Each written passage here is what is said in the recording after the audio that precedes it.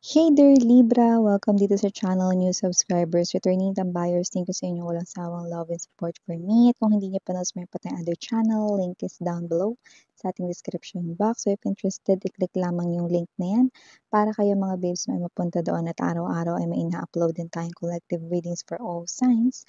Araw-araw. Yes, you heard it right. No? And yun nga, wala tayong gender here, babae, lalaki, LGBT, lahat tayo welcome. Pwede rin pong i-switch yung mga roles dahil possible talaga magkapalit-palit kasi general reading ito. And at the end of the day, lahat ay may free will na.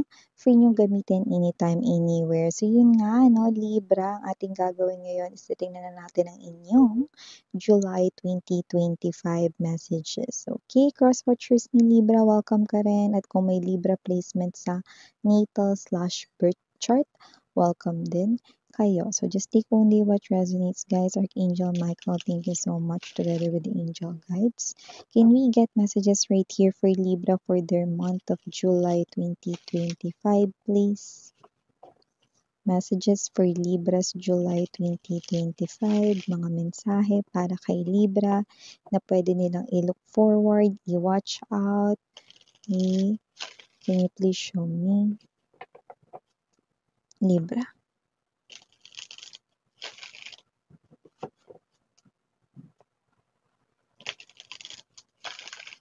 Okay, so let's go ahead and check these messages right here for you, Libra. So guys, you do have here the energy of the Five of Swords, the Ten of Wands, the Five of Coins. Could be seeing a lot of number fives right here, but spiritual number five means change.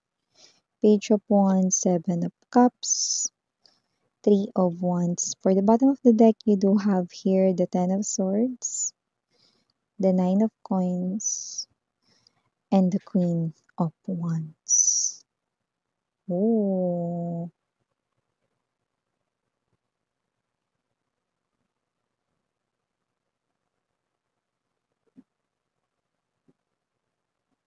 So, Libra, mukhang meron ditong energy, no? Na mukhang kayo ito na posibleng meron dito na magpahamak sa inyo, sa inyong work. Okay? Yeah, pwedeng yung common dyan na reason is dahil inggit siya sa'yo or whatever. Pwedeng ganun, no? Pero pwede rin naman mga babes, no, na kayo ito na napagtripan lang, no?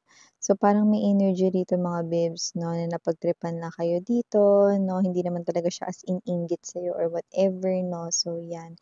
Possible na sa July ay maaaring meron dito, no, na traitor or mag-traitor sa inyo. Pwedeng kasamahan sa trabaho, no, or kabilang sa inyong department, no? Kung sino man siya, naku, nabaliktad pa.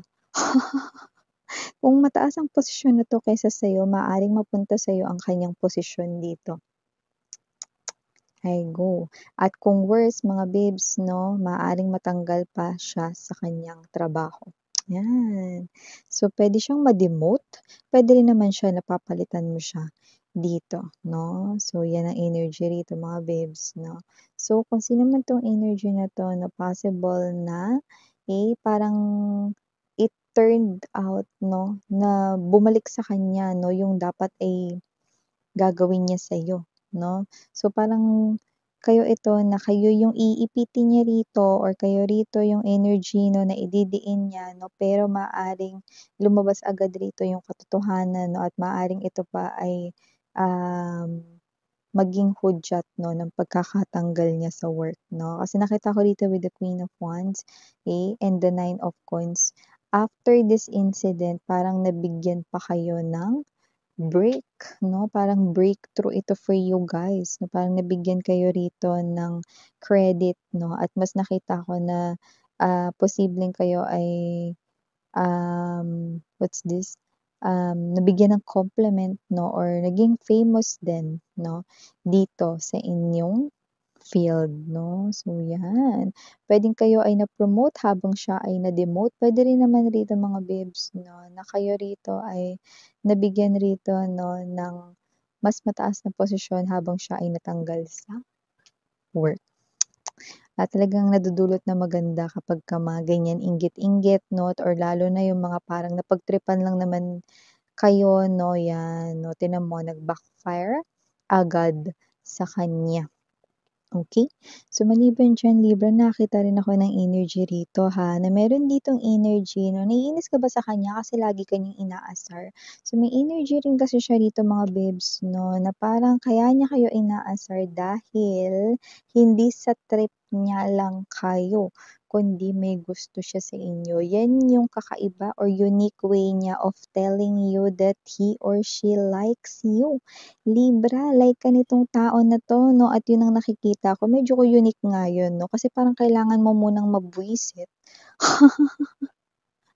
tapos gusto ka pala niya. So, kaya ka pala niya laging inaasar, kaya pala lagi ka niyang pinapansin, na parang kayo 'to na, "Wala ka bang magawa? Hindi ka busy? O ito gawin mo na 'tong iba kong trabaho rito." Puro ko napapansin mo, exactly. Puro ikaw ang kanya ritong napapansin. Yung iba, puwedeng magsimula pa lang ito ngayong July, okey? Pero yung iba ongoing na, inaasar na kayo nito, nakatago lang yung feelings niya diyan o asar-asar kunwari 'no, pero yung totoo fall na sa inyo 'no.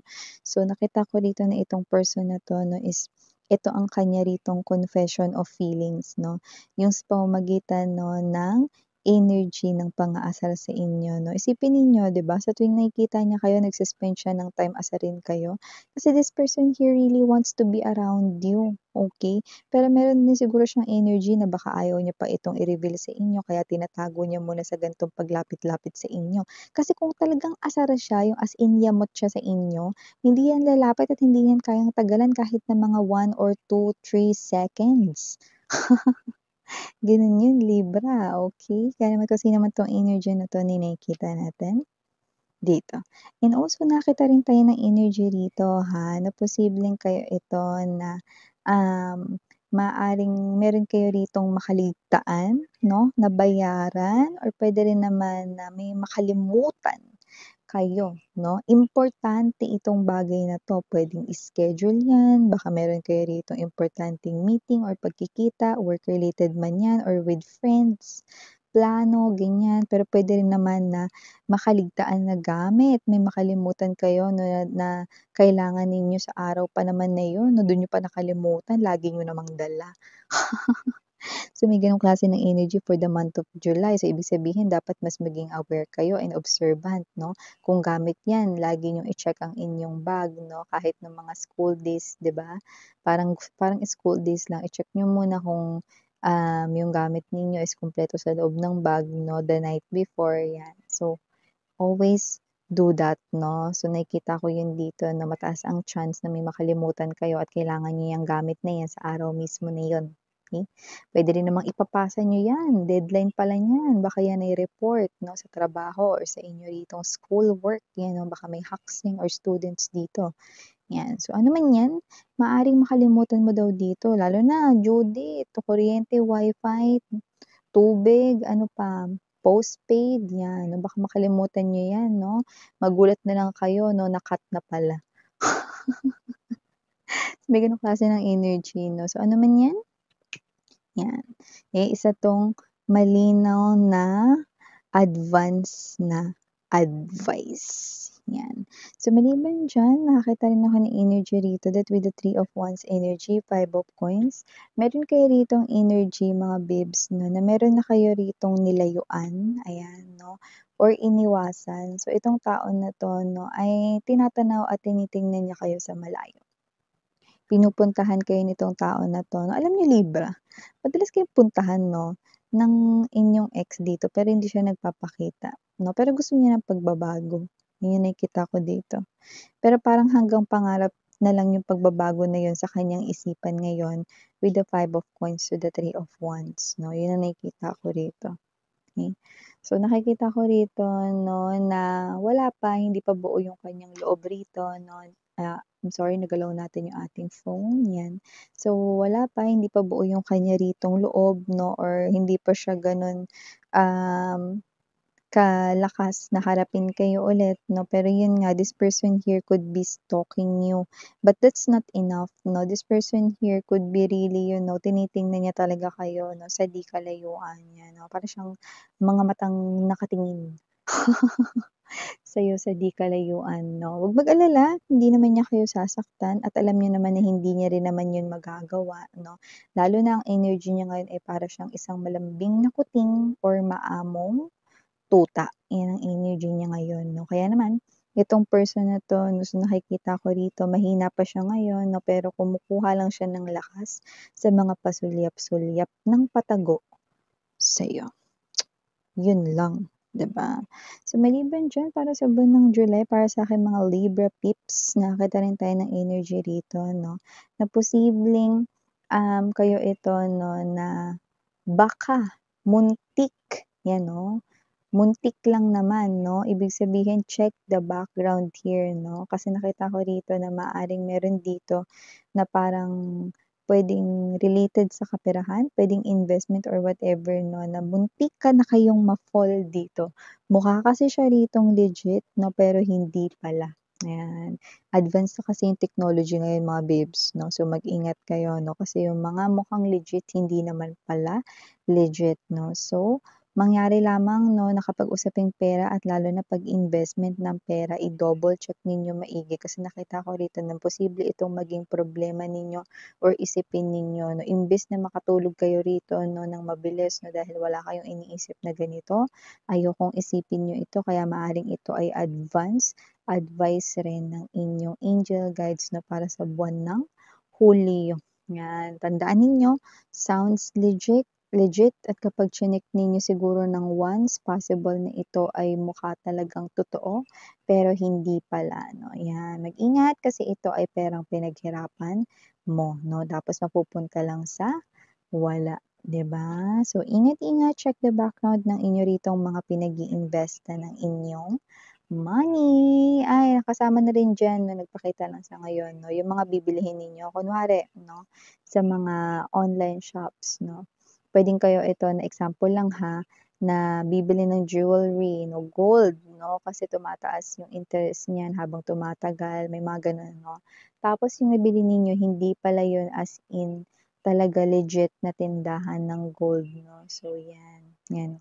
So nakikita ko dito mga babes na double check 'no, hindi lamang isang beses ninyong i-check 'no, kung puwedeng triple, quadruplets, quadruple na na pagche-check, then do that 'no, multiple times 'no, para kayo ay maging sure sa inyo ritong investments na may mapupuntahan.